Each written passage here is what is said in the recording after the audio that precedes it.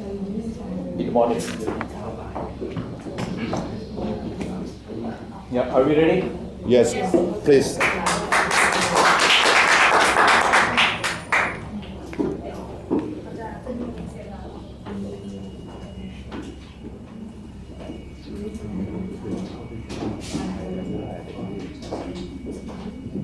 Yeah, good morning, everyone.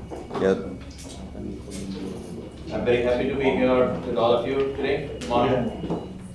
And I'm also happy that Professor has started with something called the differences. Actually, he was mentioning that International House, the theme itself is difference is the theme. So that brings us all together here from different parts of the world. Actually, right now it is kind of midnight in India. So actually, to see each other. I should be sleeping right now. Me too. I don't think it will interfere with this presentation. And I was wondering whether this topic is relevant for all of us because somewhere I saw the schedule and the topics were kind of very, very different. But I think it will make some sense having listened to the first presentation by Professor. I think it is somewhat related in some areas it is going to be related. And therefore that's why I am very confident of this morning today. Now, basically I'm trying to explain, before that let me explain my affiliation. My name is Shelly Jose. I think the introduction said slightly differently about my affiliation. I'm from Kerala, India, the southern part of India. Anyone who has been to Kerala? No. A lot of us come to Thailand.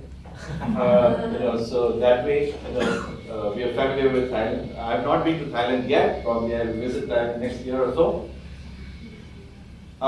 It's a different place from the rest of India. That's all I need to say right now. And I teach as an assistant professor in one of the colleges in Kerala. It is called Rajagiri College of Science, Social Sciences. It is run by the priests. It's a Catholic institution.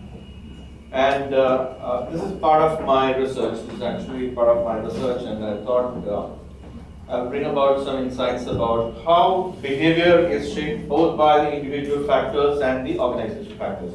Anybody here who has got a background in human resource management? Human resource management, organizational behavior? No.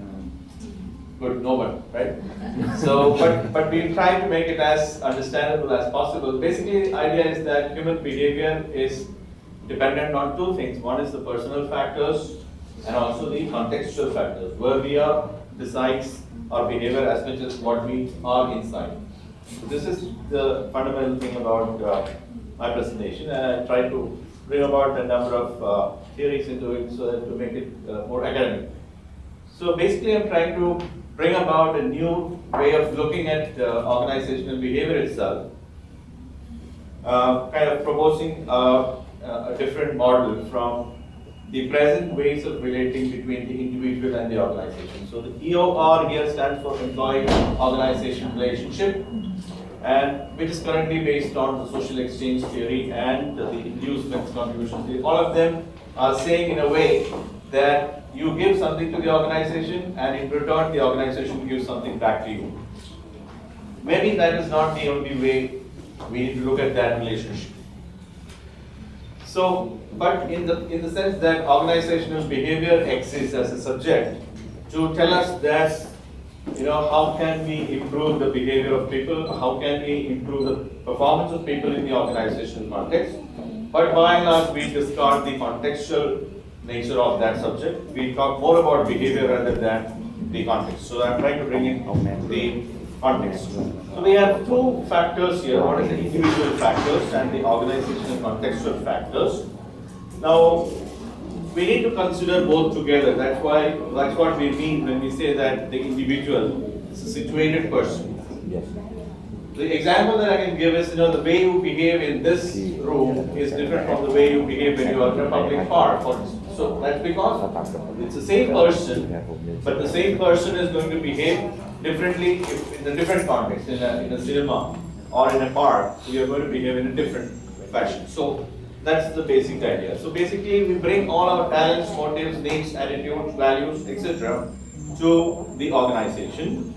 And then organization also develops in that process something called the organizational culture, which is supposed to be the context. So I've taken what is called the ecological psychology, which brings these two factors, that is the personal factors as well as the contextual factors together to propose something called a conduciveness point of view.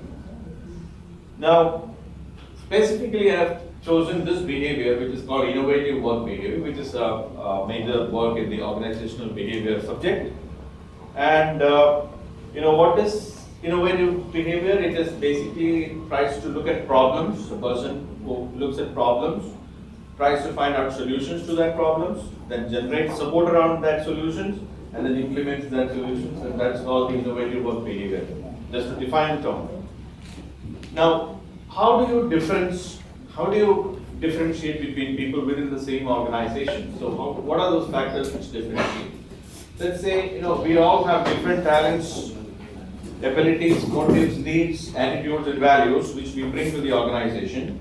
And there's one concept called career anchor, which is going to tell us that all this together, these talents, abilities, motives, needs, attitudes, and values, you can say that a person is having one of these anchors, these 9 different anchors.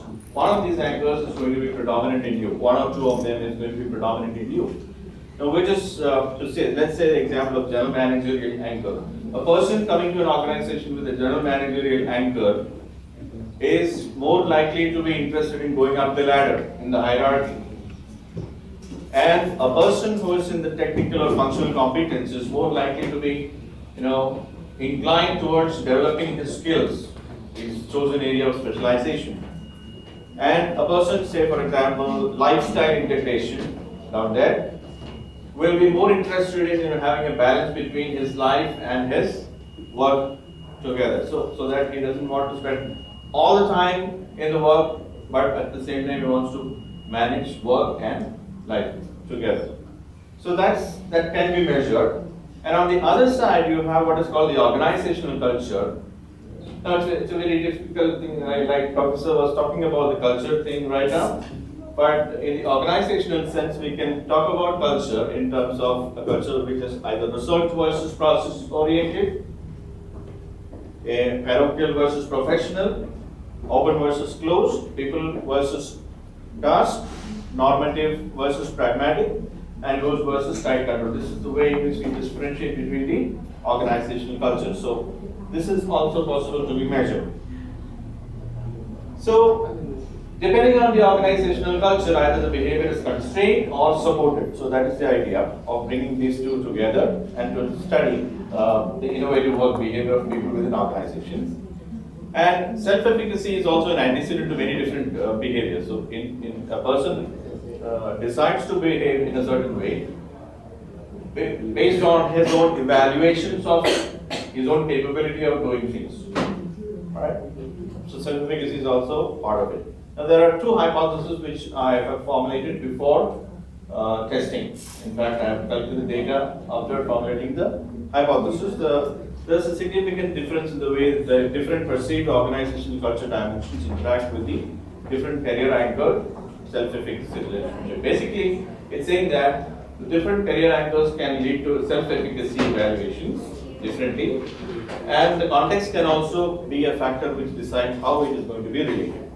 Similarly, the different career anchors can lead to innovative work behavior, but at the same time, that's not the only consideration. You have the organizational culture in between, which kind of interacts with the different career anchors to either provide innovative work behavior or not.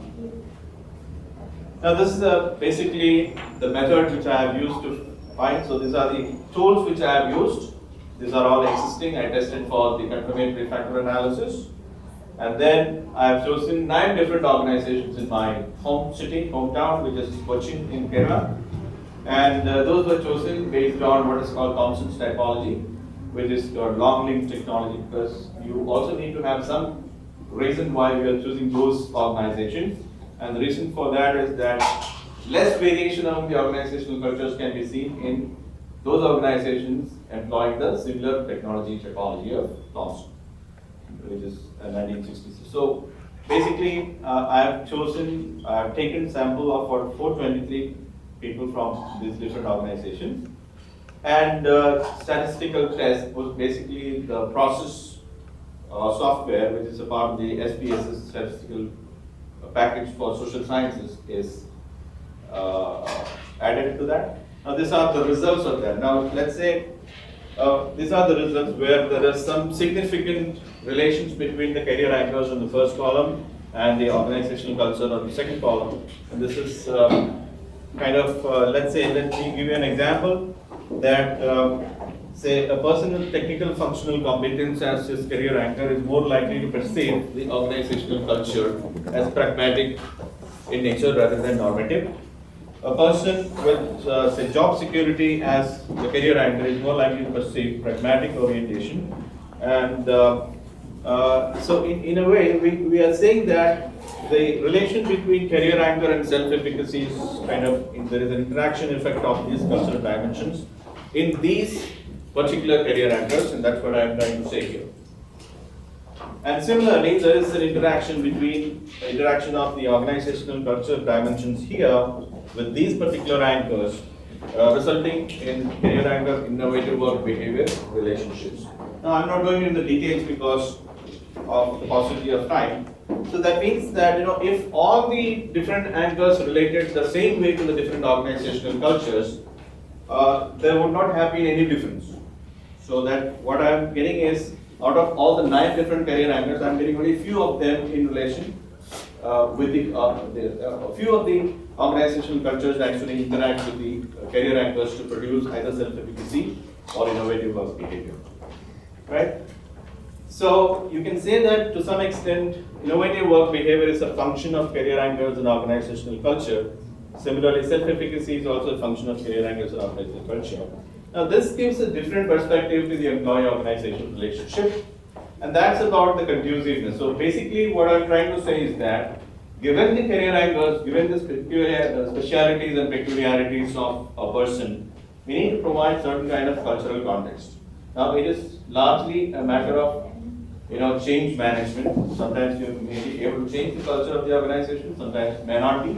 But having an awareness about which career anchors go together with which of these cultures is a great way of looking at the employee-organization relationship in a new way, rather than look at it from a transactional way, that employee gives something, organization gives back something. Rather than that, we look at how conducive the organizational context can be made so that employee contributes best. That's all, in a nutshell. And if you have questions, I'm here. I would expect at least 2 questions, even if it's not your subject.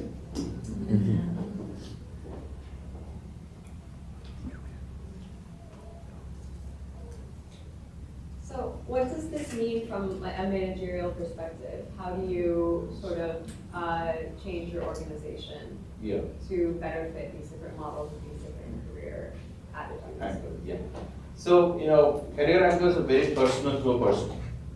For example, what it tries to say is that if you have that particular anchor, even if you change your job, you are not likely to change the anchor. You will still look for that particular anchor to be in the new job also. Otherwise, you will not change the job.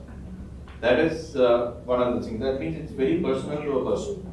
Now, on the other side, organizational culture is very, very much a character of the organization.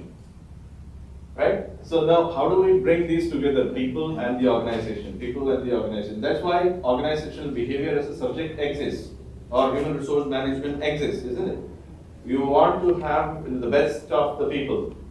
You want to bring out the best in people. So you need to be aware of the fact that this being our culture, this is the kind of people we want. Or this being the kind of people we have, this is the kind of culture we need to develop. So that change management is part of that. Basically, when you identify these things, then you will be able to develop the appropriate cultural background or the context which we want to give to those employees, so that they perform well, they bring out innovative behaviors. Excuse me. Yeah. I'd like to ask you that, did you find any relationship between the organization commitment and organization culture fit in this case? organizational commitment and the cultural fit in this figure. Cultural fit. Yes. yeah, basically that's not part of my study, but my feeling is that the commitment as per Allen and Mayer, effective commitment, continuous commitment, and normative commitment. There are three different ways in which you can look at the commitment. And you know, by and large, the normative commitment that I should be committed to my organization is coming down in the organizations right now. Because now it's more like, you know, if I'm not, you know, or this organization is not for me, then I need to move out. That's the kind of attitude right now. Effective commitment can be more in terms of culture, because, you know, when you have a liking for your own organization, it means that you like the culture of the organization. And there can be a relation between effective commitment and organizational culture. If you have the right culture, you're more likely to have effective commitment. And the third one is continuous commitment, which is a calculative way of doing things. You know, if I continue here, I get a lot of things. If I don't continue here, I may not get that much. So I still continue whether I like it or not.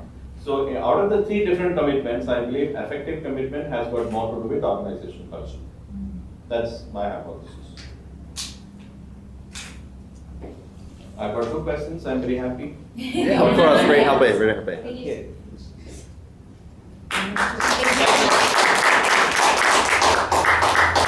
Next, I'd like to invite Mr. Tirade Manoli Hakun for his paper on analysis to the problematic effects aspects great. of Thank the you. Foreign Business Act of 1999.